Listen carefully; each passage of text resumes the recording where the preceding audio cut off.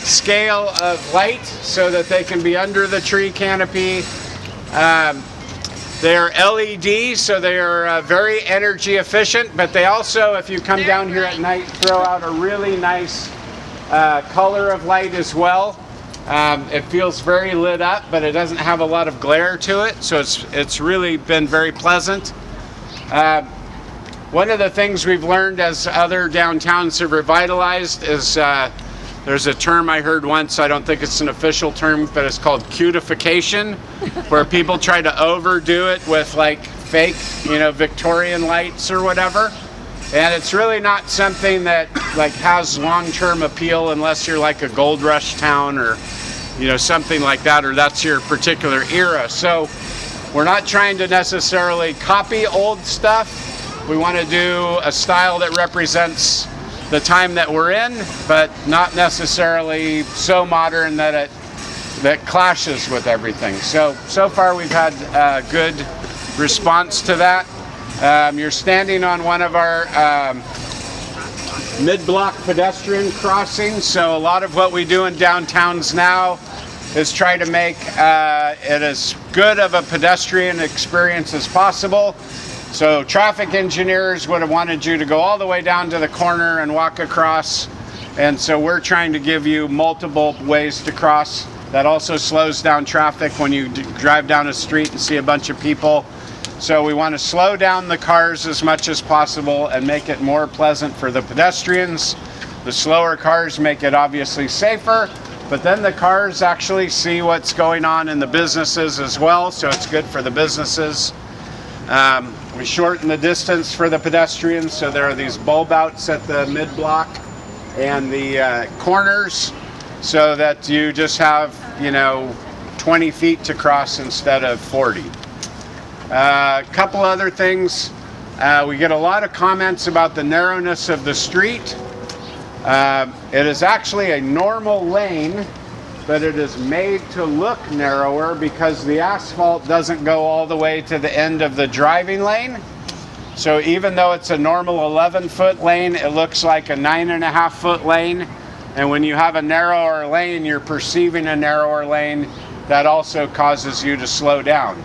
So we had a lot of people posting on social media, how are two cars going to get through here? They'll get through here just fine because the actual drive lane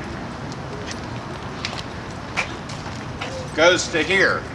It just looks like it stops here. Does that make sense? It's kind of weird.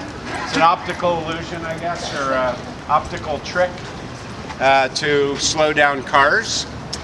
Another thing, we have parallel parking rather than diagonal parking. Now, from a revitalization standpoint, diagonal is better because I could get more cars in here, and the more cars on the street means more commerce for the businesses, but it would have taken up more space. So again, we had that balance between pedestrians, cars, art, fountain, trees, all of these things to weigh in. So one of the compromises was to have parallel parking. And plus, if you're sitting outside on the sidewalk having a margarita, it's kind of entertaining to be able to watch people try to parallel park. So it's another one of our features. You're supposed to be able to do it in 2 movements. Yeah, 2 movements, or now they have cars that do it for you, so we can be even less skilled drivers. They'll do it more for us. Parking meters. These are the old parking meters, and that caused some controversy, but the city has a grant. They've actually received it, but certain developments have to occur before they can draw it down, and when they draw that down, hopefully in a few months, those will be replaced by smarter meters, so you can use your card or your phone or whatever, not have to carry change with you. So that's a good question. I don't know. I just jam as many quarters as I can so that I don't get a ticket. But we'll look at the meters and find your answer for that. What's that? For 4 minutes? No. So in terms of parking management, what we would like to do is get more people to park in the lots and the garages. especially if you're going to be here for a while or you're thinking you might hang out longer than an hour or 2 hours, then you don't have to worry about getting a ticket if you're in the lots or garages. So, Free parking for the first hour. right. So it's 1 hour free parking in 3 of the garages along the way.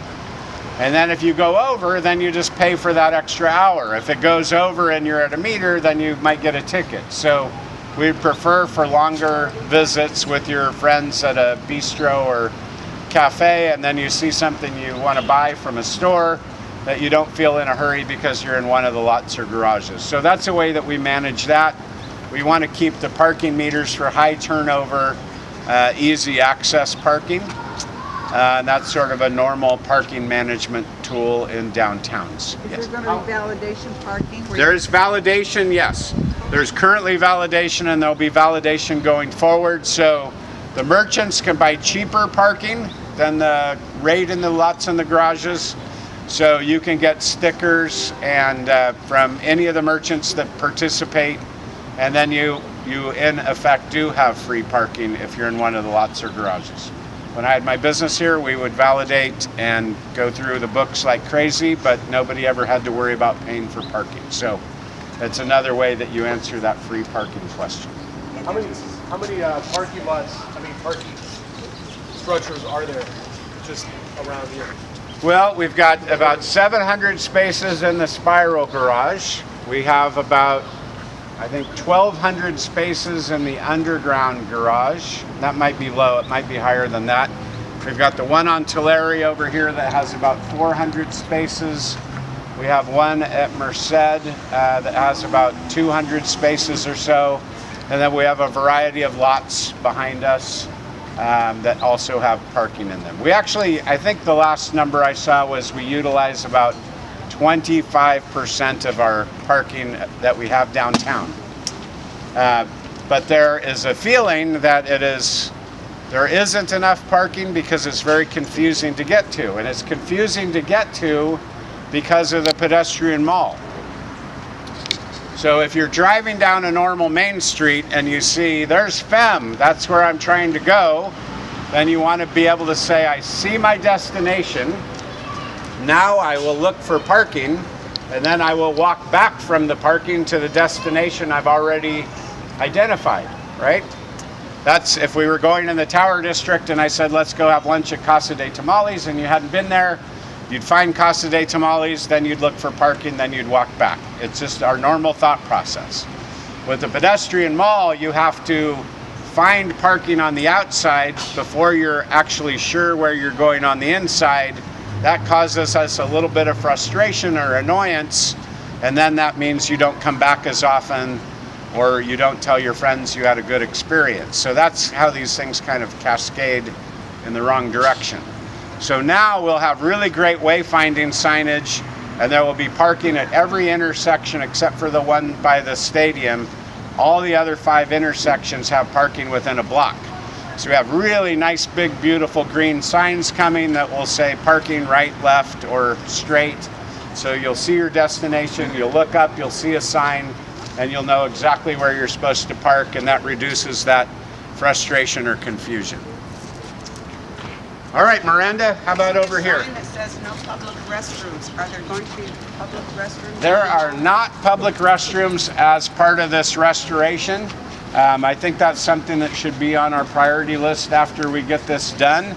It's one of those issues like parking that is a frustration in all downtowns, but it's something we have to work on. And I can say from a business owner, I never put a sign like that out front, and I only had one problem in 3 years of a lady who was a meth addict.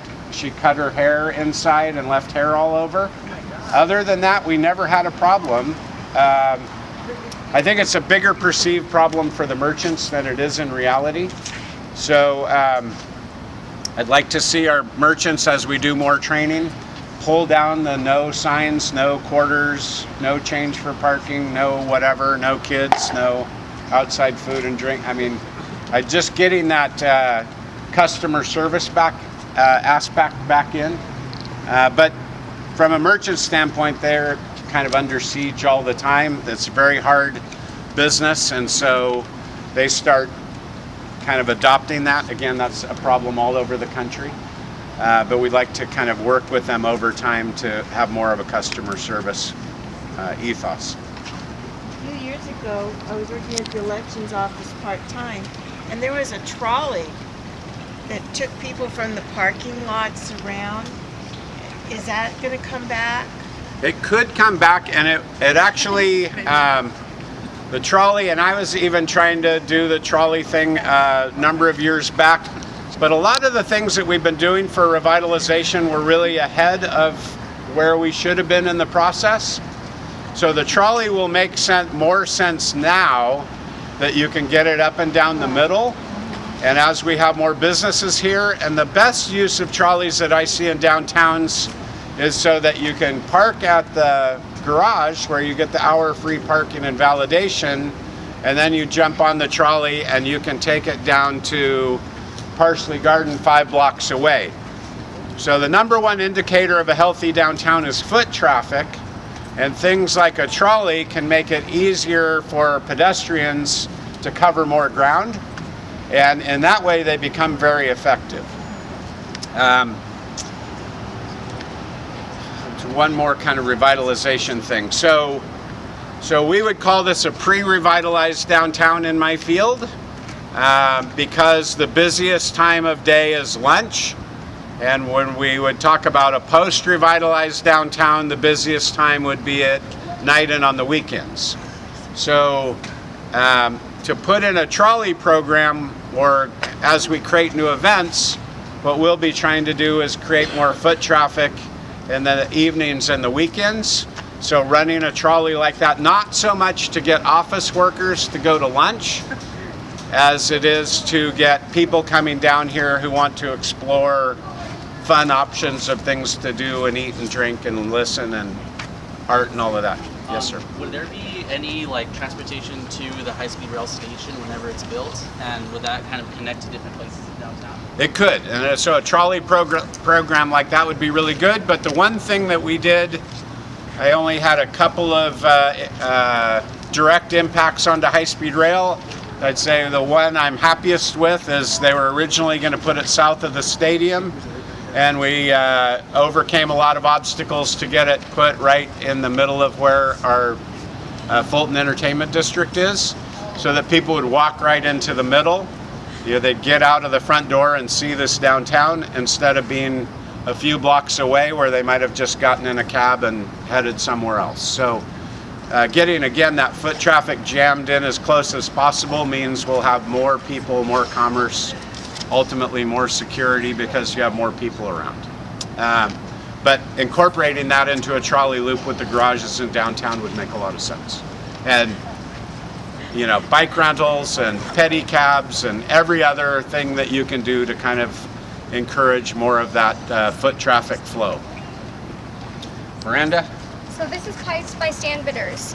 This local sculptor worked on multiple pieces with Garrett Ekbo, the landscape architect that designed the Fulton Mall. These pipes are based on irrigation stand pipes found on Valley Farms. The pipes can be found on the north and south sides of the old Fulton Mall, as well as in large water features south of Tulare and also one on north of Merced. Yeah, so those, if you had seen those before this project, the clay pipes were just completely covered with minerals and very dull, kind of grayish kind of a color, and so you can get a little bit of a hint of the vibrancy that they brought back through the restoration process. And so as I've understood it, this fountain really represents the water coming from the Sierras through the rivers down to the valley floor.